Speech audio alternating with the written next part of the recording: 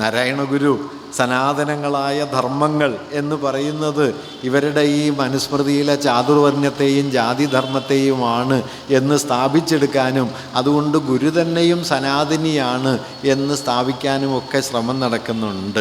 ഋഗ്വേദത്തിലെ 10-ാം മണ്ഡലത്തിലെ പുരുഷ സൂക്തത്തിൽ വിരാട് പുരുഷൻ്റെ മുഖത്ത് നിന്ന് ബ്രാഹ്മണരും, ബാഹുക്കളിൽ നിന്ന് ക്ഷത്രിയരും, തുടയിൽ നിന്ന് വൈശ്യരും, പാദങ്ങളിൽ നിന്ന് ശൂദ്രരും ജനിച്ചു എന്ന് വർണ്ണധർമ്മത്തെ വൈദിക പ്രമാണമായി പറഞ്ഞുറപ്പിക്കുകയും ചെയ്യുന്നുണ്ട്.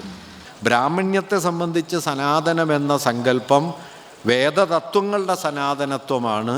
വേദതത്വങ്ങളാകട്ടെ സംശയരഹിതമായും ജാതി വർണ്ണ വ്യവസ്ഥയെ ദൃഢീകരിക്കുന്ന ഒന്നാണ്. മതനിരപേക്ഷത നേരിടുന്ന വെല്ലുവിളികൾ എന്നത് ഒരുപക്ഷെ കഴിഞ്ഞൊരു 3-4 പതിറ്റാണ്ടായി ഇന്ത്യൻ രാഷ്ട്രീയത്തിലെ കേന്ദ്ര പ്രശ്നങ്ങളിലൊന്നാണ്. 3-4 പതിറ്റാണ്ട് എന്ന് പറഞ്ഞാൽ പോലും അത് വേണ്ടത്ര ശരിയായിരിക്കില്ല. കാരണം 19-ാം നൂറ്റാണ്ടിൻ്റെ പകുതിയിൽ ഇന്ത്യ ഒരു ആധുനിക രാഷ്ട്രമായി പരിണമിച്ചു തുടങ്ങുന്ന സന്ദർഭം മുതൽക്ക് തന്നെ വർഗീയതയുടെ ആശയാവലികൾക്കും വർഗീയതയുടെ വീക്ഷണഗതികൾക്കും ഇന്ത്യൻ ദേശീയതാ സങ്കല്പത്തിനുള്ളിൽ ഇടമുണ്ട്. അത് പൊടുന്നനെ ഉണ്ടായ ഒന്നല്ല. അതിന് മാരകമായ അക്രമോത്സുക രൂപം കൈവന്നത് പിന്നീടാണ് എന്ന് വേണമെങ്കിൽ പറയാമെങ്കിലും വാസ്തവത്തിൽ ഇന്ത്യൻ ദേശീയത എന്ന സങ്കല്പത്തിനുള്ളിൽ ഒളിച്ചു വയ്ക്കപ്പെട്ട മതവർഗീയതയുടെ അടയാളങ്ങൾ പലതുമുണ്ടായിരുന്നു. ഇന്ത്യൻ ദേശീയതയുടെ പരിണാമ ചരിത്രം വളരെ വിശദമായി പരിശോധിച്ച പണ്ഡിതന്മാർ ഫൗണ്ടേഷൻസ് ഓഫ് ഇന്ത്യൻ സോഷ്യലിസം എന്ന വളരെ പ്രധാനപ്പെട്ട ഗ്രന്ഥം ഇന്ത്യൻ ദേശീയതയുടെ 4-5 പരിവർത്തന ഘട്ടങ്ങളെക്കുറിച്ച് പറയുന്നുണ്ട്. അത് മുഴുവൻ ഞാനിവിടെ പറയുന്നില്ല. 1880-കൾ മുതൽ ഏതാണ്ട് 1920-കൾ വരെയുള്ള 40-50 വർഷക്കാലത്തിനിടയിൽ ഇന്ത്യയിലെ ദേശീയതാ സങ്കല്പം അടിസ്ഥാനപരമായി മതത്തെ മുൻനിർത്തുന്ന ഒന്നായിരുന്നു എന്ന കാര്യം അവരൊക്കെ ചൂണ്ടിക്കാണിക്കുന്നുണ്ട്. നമ്മുടെ ദേശീയ നേതാക്കളെന്ന് നാം വിളിച്ചു പോരുന്ന മഹാഭൂരിപക്ഷം പേരും മതപരവും രാഷ്ട്രീയവുമായ ബോധ്യങ്ങളെ തമ്മിൽ ഇടകലർത്തി കൊണ്ടുപോയവരായിരുന്നു. ബാലഗംഗാധര തിലകനോ ലാലാ ലജ്പത് റായോ ബിപിൻ ചന്ദ്രപാലോ അരവിന്ദ ഘോഷോ മുതൽ എത്രയോ പേർ ഏറിയും കുറഞ്ഞും മതത്തെ തങ്ങളുടെ രാഷ്ട്രീയ ബോധവുമായി കൂട്ടിക്കെട്ടുന്നുണ്ടായിരുന്നു. അത് ഇന്ത്യൻ ദേശീയതയ്ക്കുള്ളിലേക്ക് തന്നെ മതത്തെക്കുറിച്ചുള്ള പല പല സൂചനകളെയും കൊണ്ടുവരികയും ചെയ്തു. 20-ാം നൂറ്റാണ്ടിൽ ഇന്ത്യയിലെ വലിയ ദേശീയ നേതാക്കളായി തീർന്ന പലരും, ഇപ്പോൾ ബാലഗംഗാധര തിലകൻ, അദ്ദേഹം നവോത്ഥാനപരമായ എല്ലാ ശ്രമങ്ങളോടും വൈമുഖ്യമുള്ള ഒരാളായിരുന്നു. ജാതിവിരുദ്ധമായ ഐത്തത്തിനെതിരായ അന്ധവിശ്വാസങ്ങൾക്കെതിരായ സമരങ്ങളും നിലപാടുകളും ദേശീയ പ്രസ്ഥാനത്തെ ഭിന്നിപ്പിക്കും എന്നതുകൊണ്ട് അതെല്ലാം പിൽക്കാലത്ത് പരിഗണിച്ചാൽ മതി എന്ന വീക്ഷണമാണ് അദ്ദേഹം എടുത്തത്. ബാലികാ വിവാഹത്തിനെതിരായ സമരത്തോട് അദ്ദേഹത്തിന് വൈമുഖ്യമുണ്ടായിരുന്നു. അല്ലെങ്കിൽ വിധവാ വിവാഹത്തെ അദ്ദേഹം പിന്തുണച്ചിരുന്നില്ല. ഈ നിലയിൽ പരിഷ്കരണപരമായ എല്ലാ ശ്രമങ്ങളോടും ഇടഞ്ഞു നിൽക്കുകയും പരിഷ്കരണത്തിനെതിരായ പാരമ്പര്യവാദപരമായ ഒരു മതധാരണയെ രാഷ്ട്രസങ്കല്പവുമായി കൂട്ടിക്കെട്ടുകയും ചെയ്യുന്നൊരു വീക്ഷണഗതി 19-ാം നൂറ്റാണ്ടിലുണ്ട്. സമീപകാലത്ത് വലിയ ചർച്ചയിലേക്ക് വന്ന സനാതനധർമ്മം എന്ന സങ്കല്പത്തിന് തന്നെ ഈ പ്രകരണത്തിൽ പ്രാധാന്യമുണ്ട്. സനാതനം, ധർമ്മം മുതലായ വാക്കുകളൊക്കെ വളരെ മുമ്പേ ഉണ്ട്. പക്ഷേ സവിശേഷമായ ഒരർത്ഥത്തിൽ അവയെ ഉപയോഗിക്കുകയും ഹിന്ദുമതത്തെക്കുറിച്ചുള്ള പ്രത്യേകമായൊരു വീക്ഷണഗതിയെ അതിലൂടെ കടത്തിക്കൊണ്ടുവരികയും ചെയ്യുന്ന ഒരു സന്ദർഭം 19-ാം നൂറ്റാണ്ടിൽ ശക്തിപ്പെടുന്നുണ്ട്. അത് ഹിന്ദുമതത്തിനകമേ തന്നെ പരിഷ്കരണപരമായ നിലപാടുകൾ എടുത്തവ ഒരു വിഭാഗവും ആ പരിഷ്കരണപരമായ നിലപാടുകൾക്കെതിരെ പരമ്പരാഗത ഹിന്ദുമതത്തിൻ്റെ മൂല്യങ്ങളെയാണ് സംരക്ഷിക്കേണ്ടത് എന്ന് വാദിക്കുന്ന വിഭാഗവും തമ്മിലുള്ള തർക്കമായിട്ടാണ്. രാജാ റാംമോഹനെ പോലെയും ഈശ്വരചന്ദ്ര വിദ്യാസാഗറെ പോലെയും മറ്റുമൊക്കെ മതത്തിനകത്തുള്ള പരിഷ്കരണങ്ങൾക്ക് വേണ്ടി ശ്രമിക്കുന്ന പരിഷ്കരണവാദികളും ഈ പരിഷ്കരണവാദത്തിനെതിരെ മതത്തിൻ്റെ ശാശ്വതമായ പ്രമാണങ്ങളെ സംരക്ഷിച്ച് മുന്നോട്ട് പോകണം എന്ന് വാദിക്കുന്ന സനാതനികളും എന്ന നിലയിലാണ് 19-ാം നൂറ്റാണ്ടിൽ ഹിന്ദുമതത്തിനകത്ത് പ്രത്യേകിച്ച് ഉത്തരഭാരതത്തിലും മഹാരാഷ്ട്രയിലുമൊക്കെ ഒരു വലിയ വേർതിരിവുണ്ടാകുന്നത്. അതിൽ ആദ്യഘട്ടത്തിൽ പരിഷ്കരണവാദികൾക്ക് വലിയ മേൽക്കൈ കിട്ടിയെങ്കിലും 1870-കളാകുമ്പോഴേക്കും പരിഷ്കരണവാദികൾക്ക് മുകളിലേക്ക് ഈ യാഥാസ്ഥിതിക ഹിന്ദുത്വത്തിൻ്റെ വീക്ഷണഗതികൾക്ക് ചിലപ്പോഴൊക്കെയും മേൽക്കൈ കിട്ടുകയും തങ്ങളുടെ വീക്ഷണഗതിയെ സംരക്ഷിക്കുന്നതിന് വേണ്ടി സനാതന ധർമ്മരക്ഷിണീ സഭകൾ എന്നെല്ലാമുള്ള പേരുകളിൽ ചില കൂട്ടായ്മകൾ അവരുണ്ടാക്കിയെടുക്കുകയും ചെയ്യുന്നുണ്ട്. ഞാൻ പറഞ്ഞു വന്നത് ഈ വാക്ക് കേട്ട് തെറ്റിദ്ധരിക്കരുത് എന്നാണ്. നാരായണഗുരു സനാതനങ്ങളായ ധർമ്മങ്ങൾ എന്ന് പറയുന്നത് ഇവരുടെ ഈ മനുസ്മൃതിയിലെ ചാതുർവർണ്ണ്യത്തെയും ജാതിധർമ്മത്തെയുമാണ് എന്ന് സ്ഥാപിച്ചെടുക്കാനും അതുകൊണ്ട് ഗുരു തന്നെയും സനാതനിയാണ് എന്ന് സ്ഥാപിക്കാനും ഒക്കെ ശ്രമം നടക്കുന്നുണ്ട്.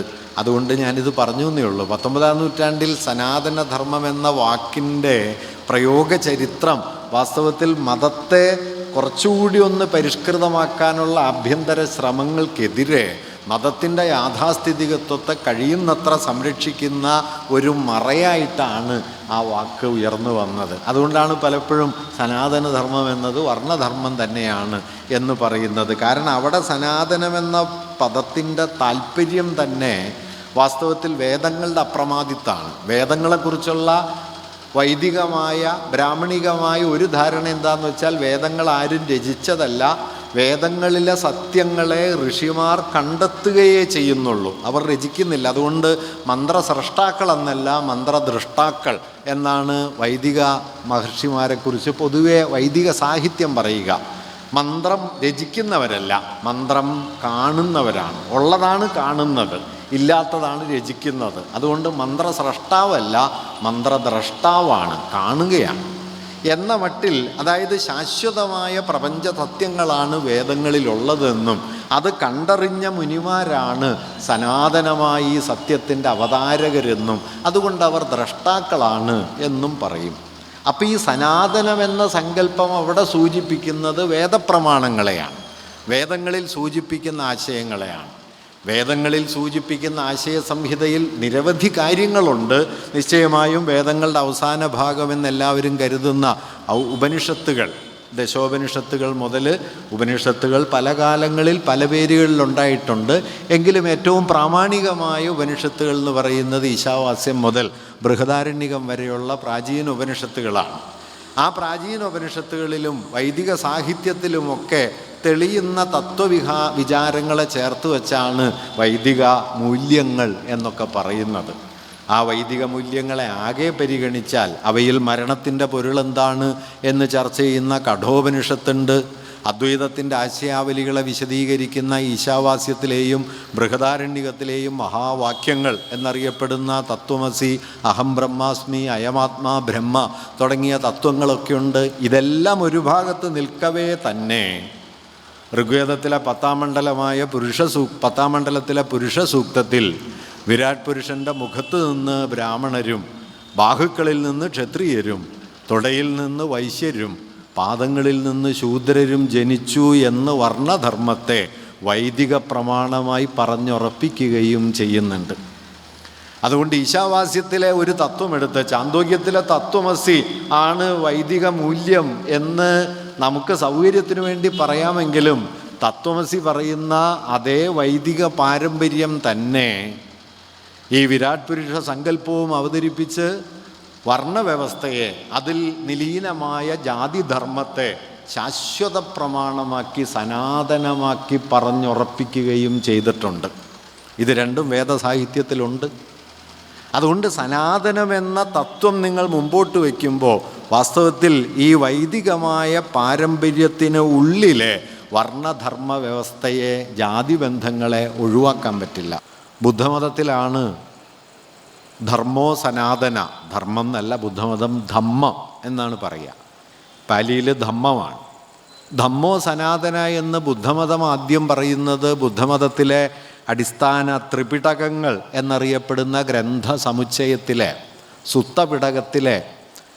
സുഭാഷിത സുത്തം എന്ന് പറയുന്ന ഒരു സൂക്തത്തിലാണ് ധമ്മോ സനാതന എന്ന പ്രയോഗം ആദ്യം വരുന്നത്. അത് BC 6-ാം നൂറ്റാണ്ടിലോ മറ്റോ ആണ്. ബുദ്ധൻ്റെ സാരോപദേശങ്ങളെ പിൽക്കാലത്ത് ക്രോഡീകരിച്ച് ബുദ്ധമതത്തിൻ്റെ അടിസ്ഥാന ഗ്രന്ഥങ്ങളായി മാറിയതാണ് വിനയപിടകം, സുത്തപിടകം, അഭിധമ്മ പിടകം എന്നീ 3 പിടകങ്ങൾ. അതിലെ 2ാമത്തേതിലാണ് ഈ പ്രയോഗം ഉള്ളത്. പക്ഷേ അവിടെ സനാതനമായ ധർമ്മം എന്നതിൻ്റെ അർത്ഥം എറ്റേണൽ വാല്യൂസ്, ശാശ്വതമായ മൂല്യങ്ങൾ. ബുദ്ധമതം ചില അടിസ്ഥാന മൂല്യങ്ങളെ ഉയർത്തിപ്പിടിക്കുന്നുണ്ട്. ബുദ്ധമതത്തിൽ ദൈവമില്ല, ബുദ്ധമതത്തിൽ ആത്മാവില്ല, അനാത്മവും നിരീശ്വരവുമാണ് ബുദ്ധമതം. അത് പക്ഷേ ശാശ്വതമായ ധർമ്മം എന്ന നിലയിൽ 3-4 മൂല്യങ്ങളെ ഉയർത്തിപ്പിടിക്കും. ബുദ്ധമതത്തിൽ അത് ബ്രഹ്മവിഹാരങ്ങൾ എന്നറിയപ്പെടും. 4 ബ്രഹ്മവിഹാരങ്ങൾ: മൈത്രി, കരുണ, മുദിതം, ഉപേക്ഷ. ഈ 4 ബ്രഹ്മവിഹാരങ്ങളും 10 പാരമിതങ്ങളും, പരമാവസ്ഥകൾ എന്നർത്ഥത്തിൽ 10 പാരമിതങ്ങളും ഒക്കെ ബുദ്ധമതത്തിലുണ്ട്. അത്തരത്തിലുള്ള മൂല്യങ്ങളെ, അതിൻ്റെ വിശദാംശങ്ങളല്ല ഞാനിവിടെ പറയാൻ ആഗ്രഹിക്കുന്നത്, അത്തരത്തിലുള്ള മൂല്യങ്ങളെ ശാശ്വതങ്ങളായ, ഏത് കാലത്തും കാലദേശഭേദങ്ങൾ കൂടാതെ ലോകമെമ്പാടും നിലനിൽക്കാൻ യോഗ്യമായ മൂല്യങ്ങൾ എന്ന നിലയിൽ ആണ് ബുദ്ധമതം ധർമ്മോ സനാതന എന്ന് പറയുന്നത്. ആ ധർമ്മം സനാതനം എന്ന അർത്ഥമേ അല്ല വാസ്തവത്തിൽ പിൽക്കാലത്ത് ബ്രാഹ്മണ്യം ആ പദം ഉപയോഗിക്കുമ്പോൾ ഉള്ളത്. ബ്രാഹ്മണ്യത്തെ സംബന്ധിച്ച് സനാതനം എന്ന സങ്കല്പം വേദതത്വങ്ങളുടെ സനാതനത്വമാണ്. വേദതത്വങ്ങളാകട്ടെ സംശയരഹിതമായും ജാതി വർണ്ണ വ്യവസ്ഥയെ ദൃഢീകരിക്കുന്ന ഒന്നാണ്. ഋഗ്വേദത്തെ നിങ്ങൾ സനാതനമായി അംഗീകരിച്ചാൽ, ഋഗ്വേദം ഒരു ശാശ്വത പ്രമാണമാണ് എന്ന് സമ്മതിച്ചാൽ, വർണ്ണവ്യവസ്ഥയും ജാതി വ്യവസ്ഥയും ശാശ്വതമാണ് എന്ന് സമ്മതിക്കേണ്ടി വരും. പുരുഷസൂക്തം മനുഷ്യർ തുല്യരല്ല എന്നുറപ്പിക്കുന്നു. മനുഷ്യർ പല തട്ടായി പിറന്നതാണെന്നും അസമത്വം സഹജമാണ് എന്നും പുരുഷസൂക്തം വിധിക്കുന്നുണ്ട്. അതുകൊണ്ട് വൈദികമായ പരമപ്രാമാണ്യത്തെ അംഗീകരിച്ചാൽ അതാണ് സനാതനത്വമെങ്കിൽ നിശ്ചയമായും ആ സനാതനത്വവും ബുദ്ധധർമ്മത്തിലെ സനാതനത്വവും നാരായണ ഗുരുവിൻ്റെ സനാതനത്വവും വളരെ വളരെ വ്യത്യസ്തമാണ്. ബുദ്ധമതം ആദ്യം തള്ളിയത് വേദങ്ങളെയാണ്. വേദങ്ങൾ പരമസത്യങ്ങളാണ് എന്ന പ്രമാണത്തെ വെല്ലുവിളിച്ച ആദ്യത്തെ നിലപാട് ബുദ്ധമതത്തിൻ്റെതാണ്. വേദങ്ങളിൽ പരമസത്യമില്ല എന്ന് ബുദ്ധമതം ഉറപ്പിച്ചു. വേദങ്ങളല്ല പ്രമാണം, വേദപ്രമാണത്തെ നിരസിച്ചു എന്ന അർത്ഥത്തിലാണ് നാസ്തികം എന്ന് പറയുന്നത്. നിരീശ്വരം എന്ന അർത്ഥത്തിൽ പോലും അല്ല, നാസ്തികം. വേദപ്രാമാണ്യത്തെ അംഗീകരിക്കാതെ വേദങ്ങൾക്ക് മുകളിലുള്ള മൂല്യങ്ങളിലേക്ക് നോക്കാനാണ് ബുദ്ധൻ ശ്രമിച്ചത്. ഞാനിത് പറഞ്ഞെന്താണെന്ന് വെച്ച് കഴിഞ്ഞാൽ, ഈ ചരിത്രമൊക്കെ മറച്ചു വെച്ച് സനാതനമെന്ന സങ്കല്പം ശാശ്വത മൂല്യങ്ങളെ കുറിക്കുന്നതാണെന്നും അത് ഭാരതത്തിൻ്റെ സുദീർഘമായ പാരമ്പര്യത്തിൻ്റെ സ്വാഭാവിക ഗതിയിലുള്ളതാണെന്നും അത് തന്നെയാണ് നാരായണ ഗുരു അവതരിപ്പിക്കാൻ ശ്രമിച്ചത് എന്നുമൊക്കെയുള്ള രൂപത്തിൽ വാസ്തവത്തിൽ ഇന്ന് സനാതനത്തെക്കുറിച്ചുള്ള ചർച്ചകളെ ഉയർത്തിക്കൊണ്ടുവരാൻ ധാരാളം ശ്രമങ്ങൾ നടക്കുന്നുണ്ട്. സംശയരഹിതമായും നാരായണ ഗുരു സനാതനമെന്ന വാക്കുപയോഗിക്കുന്നുണ്ട്. CV കുഞ്ഞിരാമനുമായുള്ള പ്രസിദ്ധമായ ചർച്ചയിൽ സനാതനങ്ങളായ ഏതെങ്കിലും തത്വങ്ങളെ അടിസ്ഥാനപ്പെടുത്തിക്കൊണ്ടല്ലാതെ ഒരു മതവും നിലനിൽക്കുന്നതല്ല എന്ന് ഗുരു പറയുന്നുണ്ട്. അതേത് സനാതന തത്വമാണ്? ഗുരു പിന്നാലെ വിശദീകരിക്കുന്നുണ്ട്. ക്രിസ്തു മതം സ്നേഹമാണ്, മുഹമ്മദ് മതം സാഹോദര്യമാണ്. തുടർന്ന് ഗുരു പറയും, സ്നേഹമില്ലാതെ സാഹോദര്യമോ സാഹോദര്യമില്ലാതെ സ്നേഹമോ സാധ്യമല്ലെന്നിരിക്കെ മതഭേദങ്ങൾക്ക് എന്താണ് അർത്ഥം? മതഭേദമില്ലെന്ന് സ്ഥാപിക്കാൻ, മതങ്ങൾ അതിൻ്റെ കാതലായ മൂല്യങ്ങളിൽ വ്യത്യസ്തമല്ലെന്ന് സ്ഥാപിക്കാനാണ്, പല മതസാരവും ഏകം എന്ന് സ്ഥാപിക്കാനാണ്, ഒരു മതം എന്ന് സ്ഥാപിക്കാനാണ് ഗുരു സനാതന വന്ന വാക്കിലേക്ക് തിരിയുന്നത്. അത് വൈദിക സാഹിത്യം ഉയർത്തിക്കൊണ്ടുവന്ന വർണ്ണജാതി ബന്ധങ്ങളിൽ അധിഷ്ഠിതമായ വേദപ്രമാണത്തെ പരമമായി പ്രതിഷ്ഠിക്കുന്ന ഒരു മതസങ്കല്പത്തെ സൂചിപ്പിക്കാനല്ല. അതുകൊണ്ട് വാക്കിൻ്റെ മറപറ്റിയുള്ള ഈ കളി വാസ്തവത്തിൽ ബ്രാഹ്മണ്യത്തിൻ്റെ ആശയാവലികളെ നമ്മുടെ രാജ്യചരിത്രവുമായി കൂട്ടിക്കെട്ടി രാജ്യത്തിൻ്റെ സ്വാഭാവിക ചരിത്രത്തെ ഹിന്ദുത്വത്തിൻ്റെ രാഷ്ട്രീയ യുക്തിയിലേക്ക് ഘടിപ്പിക്കാനുള്ള ഹൈന്ദവ വർഗീയതയുടെ ദീർഘകാല പരിശ്രമത്തിൻ്റെ ഒരധ്യായമാണ്. പല രൂപത്തിൽ തുടരുന്ന കാര്യമാണിത്. ഞാൻ അതിൻ്റെ വിശദാംശങ്ങൾ അധികമായി പറയാൻ ഇപ്പം മുതിരുന്നില്ല. വാസ്തവത്തിൽ ഇന്ത്യ ഒരു രാഷ്ട്രം എന്ന നിലയ്ക്ക് ഇന്ത്യയുടെ മതനിരപേക്ഷത നേരിടുന്ന വലിയ വെല്ലുവിളി എന്താണ്? ഞാൻ നേരത്തെ പറഞ്ഞല്ലോ, അത് പൊടുന്നനെ വന്നതല്ല. ഞാൻ കരുതുന്നത് 2 ആധാര വസ്തുതകളിലാണ് ഇന്ത്യൻ വർഗീയത വേരുപിടിച്ച് നിൽക്കുന്നത്. അത് ജനസംഘം എന്ന രാഷ്ട്രീയ സംഘടന വഴി മാത്രമോ, BJP പോലുള്ള ഒരു രാഷ്ട്രീയ പ്രസ്ഥാനം മാത്രമോ, അല്ലെങ്കിൽ അതിൻ്റെ അക്രമോത്സുകമായ രൂപങ്ങളായി കാണുന്ന വിശ്വ ഹിന്ദു പരിഷത്ത്, ബജറംഗ് ദൾ മുതലായ ഹിംസാത്മക സംഘടനാ രൂപങ്ങൾ വഴിയോ, ഇതിനെല്ലാം ഉൾക്കൊള്ളുന്ന RSS വഴി പോലുമോ അല്ല നിലനിൽക്കുന്നത്. അതിലും വ്യാപ്തിയുണ്ട്. വാസ്തവത്തിൽ ഇന്ത്യൻ വർഗീയതയെ ചെറുക്കണമെങ്കിൽ 2 തലങ്ങളിൽ നാം കൂടുതൽ ആഴത്തിൽ ഇടപെടേണ്ടതുണ്ട് എന്നാണ് ഞാൻ പറയാൻ ശ്രമിക്കുന്ന കാര്യം. അതിലൊന്ന്, ഇന്ത്യയുടെ ഭൂതകാലത്തിൻ്റെ ബഹുത്വത്തെ തിരിച്ചു പിടിക്കുക എന്നുള്ളതാണ്. ഇന്ത്യയുടെ ഭൂതകാലത്തെ മതവൽക്കരിച്ച് ആ ഭൂതകാലത്തിൻ്റെ ഉടമാവകാശം തങ്ങൾക്കാണ് എന്ന് സ്ഥാപിച്ചെടുക്കാനായി ഇന്ത്യയിലെ ഹിന്ദുത്വവാദികൾ നേരിട്ടും ദേശീയവാദികൾ എന്നറിയപ്പെട്ട ആളുകൾ പരോക്ഷമായും ചെയ്ത പ്രവർത്തനങ്ങൾ കഴിഞ്ഞ 2 നൂറ്റാണ്ട് കൊണ്ട് ഇന്ത്യൻ ഭൂതകാലത്തിന് ഹൈന്ദവമായ ഒരു പരിവേഷം നൽകിയിട്ടുണ്ട്. അതൊരു യാഥാർത്ഥ്യമാണ്. ഇപ്പം ഞാൻ ലളിതമായി പറയാം. ബ്രാഹ്മണമതം ഇന്ത്യയിൽ പ്രവർത്തിച്ചതിനേക്കാൾ 100 മടങ്ങ് വ്യാപ്തിയിൽ പ്രവർത്തിച്ചതാണ് ബുദ്ധമതം. ബുദ്ധമതം ഇന്ത്യൻ നാട്ടുജീവിതത്തിൽ എത്രയെത്ര സ്വാധീനങ്ങളുണ്ടാക്കി. നമ്മുടെ പള്ളിക്കൂടം എന്ന വാക്ക് ബൗദ്ധ പാരമ്പര്യത്തിൽ നിന്ന് വന്നതാണ്. പള്ളി എന്ന വാക്ക് ബൗദ്ധ പാരമ്പര്യത്തിൽ നിന്ന് വന്നതാണ്. ബുദ്ധമതത്തിൻ്റെ ഇപ്പോൾ ശബരിമലയിലെ ശരണം വിളി തന്നെ ബൗദ്ധമായ ശരണത്രയത്തിൽ നിന്ന് രൂപപ്പെട്ടു വന്നതാണ് എന്ന് വിവരിക്കപ്പെടാറുണ്ട്. അങ്ങനെ നമ്മുടെ നാട്ടുജീവിതത്തിൻ്റെ ഏതെല്ലാം പ്രതലങ്ങളിൽ ബുദ്ധമതം അതിവിപുലമായി വ്യാപിച്ചിട്ടുണ്ട് ഒരു ഘട്ടത്തിൽ.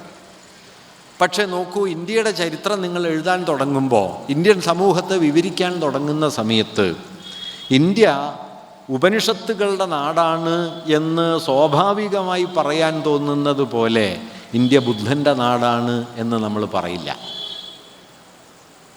ഇന്ത്യ ബുദ്ധൻ്റെ നാടാണ്.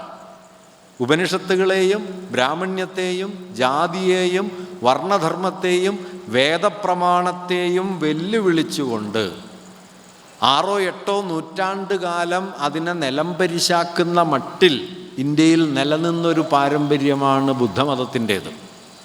ആ ബുദ്ധമതത്തെ പുഷ്യമിത്രശുങ്കന് ശേഷം നേരിട്ട തകർച്ചയുടെ പശ്ചാത്തലത്തിൽ ബുദ്ധമതത്തിൽ നിന്ന് ബ്രാഹ്മണ മതത്തെ പുനഃസംഘടിപ്പിച്ചാണ് ഹിന്ദുമതം എന്ന രൂപത്തിൽ ഇത് ഉറയ്ക്കുന്നത് പോലും. അത്ര വിപുലമായൊരു പാരമ്പര്യം ഇന്ത്യയിലുണ്ട്. അഷ്ടാംഗഹൃദയം ബൗദ്ധകൃതിയാണ്. 924 ആലുവയിൽ സർവമത സമ്മേളനം ചേരുന്ന സമയത്ത് സ്വാഗത പ്രസംഗം നടത്തുന്ന സത്യവ്രത സ്വാമികൾ ഒരു വാക്യം പറയുന്നുണ്ട്. എല്ലാ മതങ്ങളും ഒന്നാണ് എന്ന് പറയാൻ വേണ്ടിയിട്ട് അദ്ദേഹം രസകരമായൊരു കൽപ്പന അവതരിപ്പിക്കുന്നത്, അലോപ്പതി ചികിത്സ കണ്ടെത്തിയത് പാശ്ചാത്യരായ ക്രൈസ്തവരാണ് എന്നതുകൊണ്ട് ഹിന്ദുക്കളും മുസ്ലിങ്ങളും അലോപ്പതി ചികിത്സ സ്വീകരിക്കാതിരിക്കുന്നില്ലല്ലോ. ആയുർവേദം വയസ്കര മൂസതിൻ്റെതാണ് എന്നതുകൊണ്ട് ക്രിസ്ത്യാനികളോ മുസ്ലിങ്ങളോ ആയുർവേദം ഒഴിവാക്കുന്നില്ലല്ലോ. തുടർന്ന് അദ്ദേഹം പറയുന്നത്, അഷ്ടാംഗഹൃദയം ബൗദ്ധകൃതിയായതുകൊണ്ട് ഏകാദശി നാളിൽ അഷ്ടാംഗഹൃദയം വായിക്കരുത് എന്ന് മലയാള ബ്രാഹ്മണർ വിലക്കേർപ്പെടുത്തിയിട്ടുണ്ടെങ്കിലും ഏകാദശി ദിവസം വലിവ് വന്നാൽ അഷ്ടാംഗഹൃദയം നിർദ്ദേശിക്കുന്ന ധന്വന്തരം ഗുളിക കഴിക്കാൻ മലയാള ബ്രാഹ്മണരും മടിക്കുന്നില്ലല്ലോ. അവസാനത്തെ വാക്യം, ശരീരത്തിൻ്റെ രോഗങ്ങൾക്ക് മതഭേദം കൂടാതെ ചികിത്സയാകാമെങ്കിൽ ആത്മാവിൻ്റെ അന്വേഷണങ്ങൾക്ക് എന്തിനാണ് മതഭേദം? ഇത് സത്യവ്രത സ്വാമികൾ പറയുന്നുണ്ട്.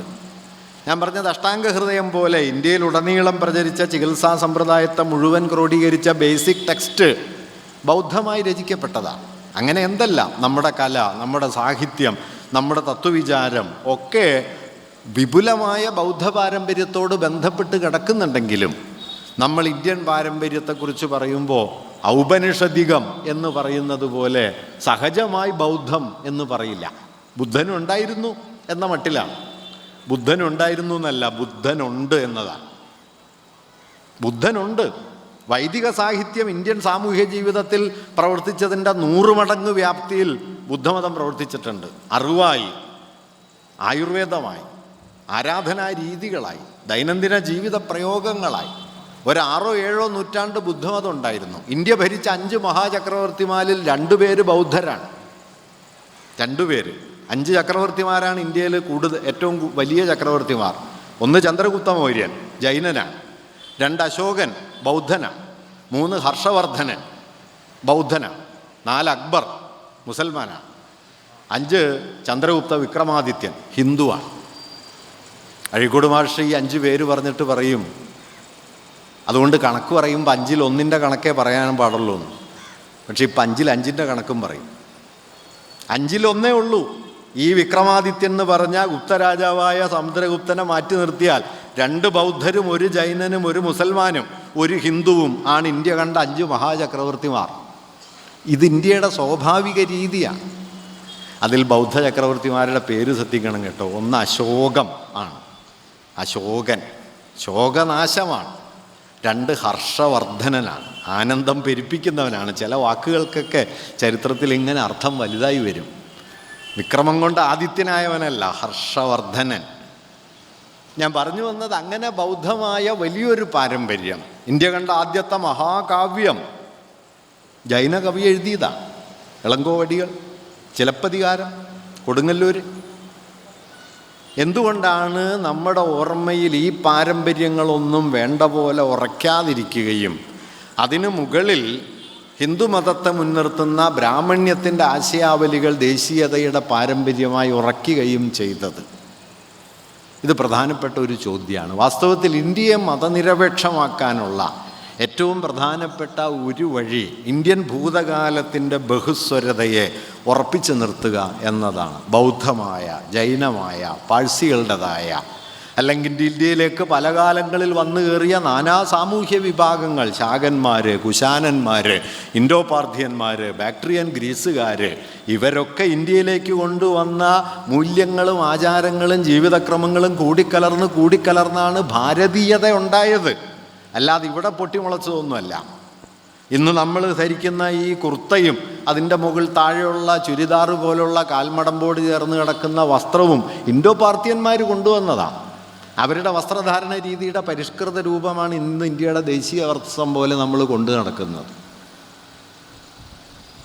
നമ്മുടെ കയ്യിൽ വാച്ചുണ്ടല്ലോ, ഈ വാച്ചിൽ 60 സെക്കൻഡ് 1 മിനിറ്റാണ്, 60 മിനിറ്റ് 1 മണിക്കൂറാണ്. നിങ്ങൾ ഓർത്തിട്ടുണ്ടോ എന്തുകൊണ്ടാണ് 60? ഇന്ത്യയുടെ സംഖ്യാസമ്പ്രദായം 60 അല്ലല്ലോ, 10, 100, 1000 എന്ന് പെരുകുന്നതല്ലേ. എവിടെ നിന്നാണ് ഈ 60 വന്നത്? ലോകം മുഴുവൻ ഈ 60 വന്നു. ഈ 60 വന്നത് പ്രാചീന സുമേറിയക്കാരുടെ സംഖ്യാസമ്പ്രദായത്തിലെ അടിസ്ഥാന സംഖ്യകളിൽ 60.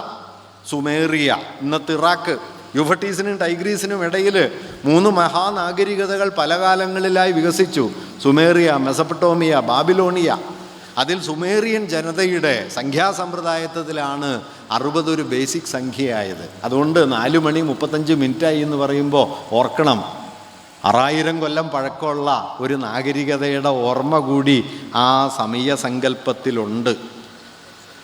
ഇങ്ങനെ പങ്കുവെച്ച് വികസിച്ചു വന്ന ഒരു പാരമ്പര്യത്തിൻ്റെ മുകളിലേക്ക് ഏകശിലാത്മകമായൊരു മതപാരമ്പര്യത്തെ അടിച്ചേൽപ്പിക്കുന്നതിൽ വാസ്തവത്തിൽ സാമ്രാജ്യത്വമാണ് ആ യുക്തി ആദ്യം കൊണ്ടുവന്നത്. അത് ഹിന്ദുത്വവാദികൾ ഏറ്റെടുത്തു.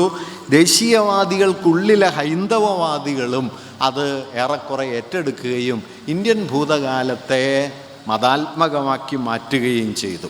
അയോധ്യ തായ്ലൻഡിലുണ്ട്. രാമായണ കഥകൾ ഏറ്റവും കൂടുതൽ പ്രചാരത്തിലുള്ളത് ഇന്തോനേഷ്യയിലും തായ്ലൻഡിലുമാണ്. അയുത്തിയ എന്ന പേരിൽ അയോധ്യയുണ്ട്. ഗരുഡ എന്ന പേരിൽ ലോകത്ത് ഒരേ ഒരു വിമാന സർവീസേ ഉള്ളൂ, അത് ഇന്തോനേഷ്യയുടേതാണ്. അവിടുത്തെ 90% ജനങ്ങൾ മുസ്ലിങ്ങളാണ്.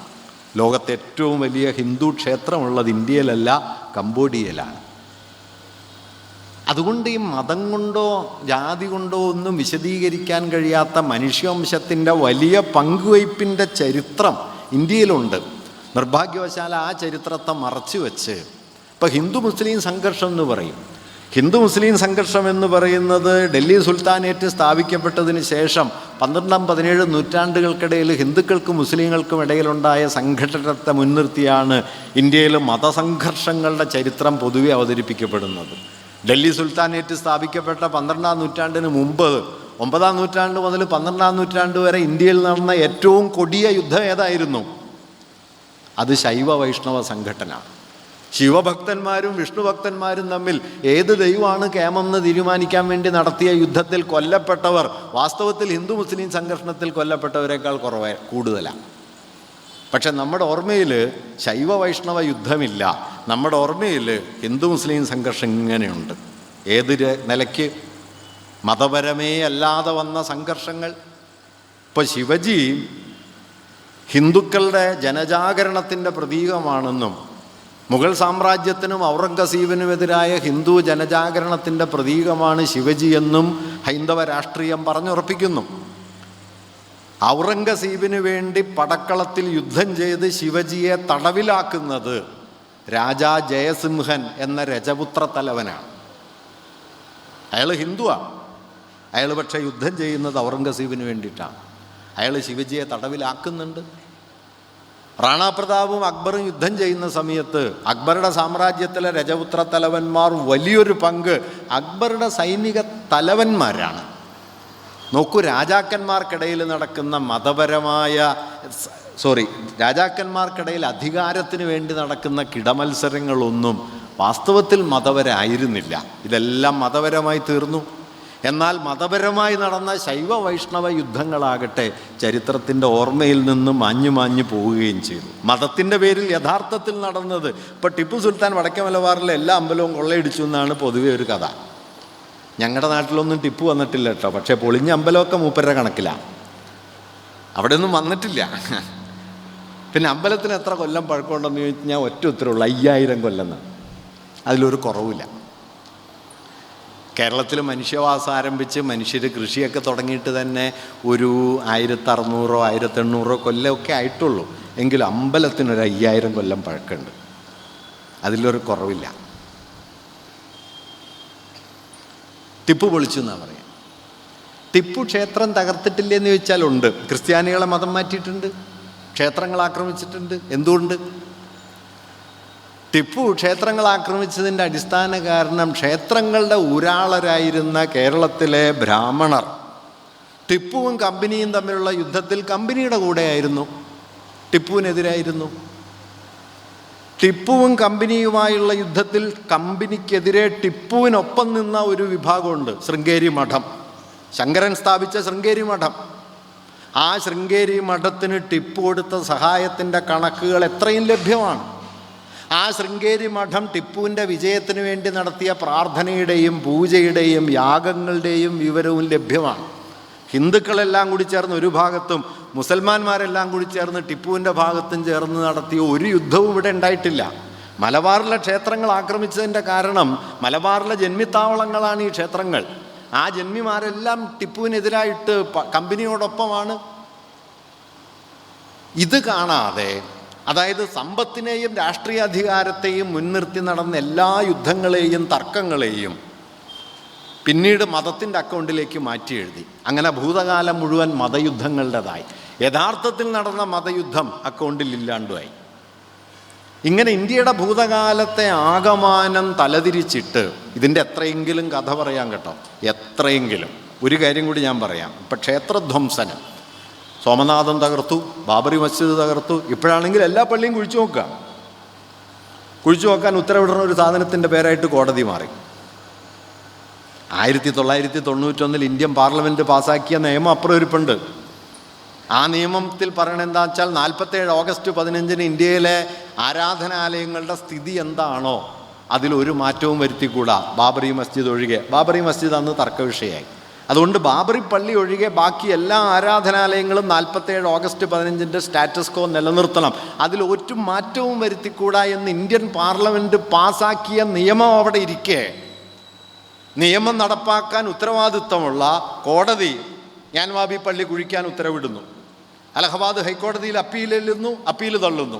സുപ്രീം കോടതിയിൽ ചെല്ലുന്നു, സുപ്രീം കോടതിയും തള്ളുന്നു. നിയമം അവിടെ ഉണ്ട്. ഇതാണ് ഇന്ന് ഇന്ത്യ. ഇങ്ങനെ ഭരണകൂടം അപ്പാടെ തന്നെ വർഗീയതയുടെ നടത്തിപ്പുകാരായി മാറിയ ഒരു സ്ഥിതി നമുക്കിന്ന് ഇന്ത്യയിൽ കാണാം.